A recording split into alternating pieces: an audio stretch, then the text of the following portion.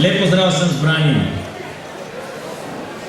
V Sloveniji volitve v Evropski parlament bojda jemljemo zares, ker bomo za evroparlamentarci in ostalimi nasprotniki Slovenije v Bruslu ravnali v rokavicah. Tudi bruselski uradniki so namreč le ljudje in ti so za nas prvi. Medtem pa kanimo s tistimi slovenskimi državljani, ki se po avtocestah peljajo brez za v Evropi najdražjimi vinjetami, ravnati odločno in po pravilih.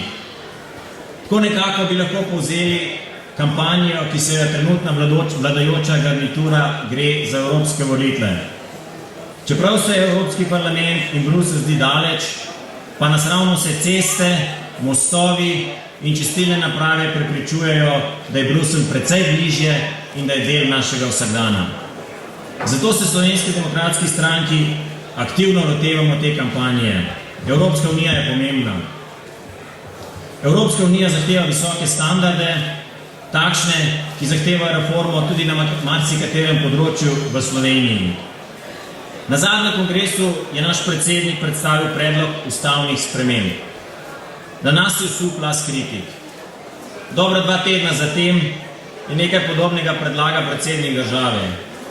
Tisti, ki so prej kritizirali, sedaj hvalijo. Ruski književnik Čehov je nekoč dejal: ljudem, ki niso nadarjeni, a se želijo uveljaviti, ne preostane nič drugega, kot da grajajo prave talente. Kdo je že bil najglasnejši, če se ne motim, nekdo v boksarskih rokavicah?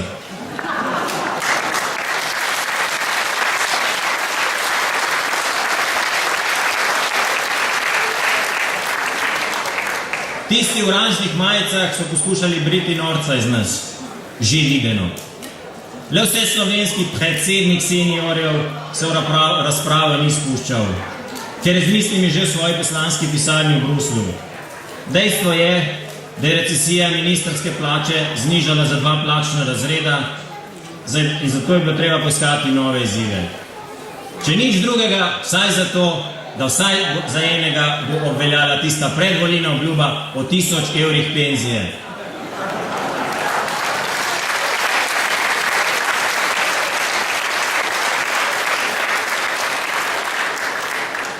Medtem se vladna koalicija še naprej hrabro zoperstavlja recesiji.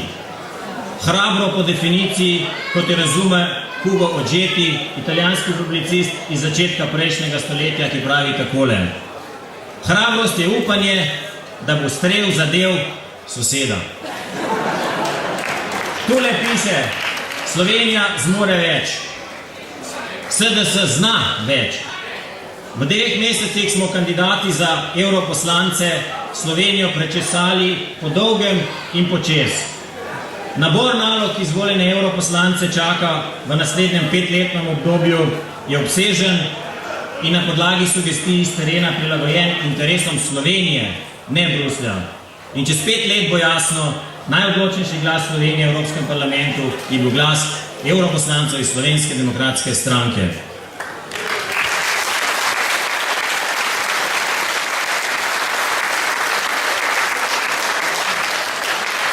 Nekateri napovedujejo, da bo udeležba na volitvah 7. junija nizka. Toda zakaj?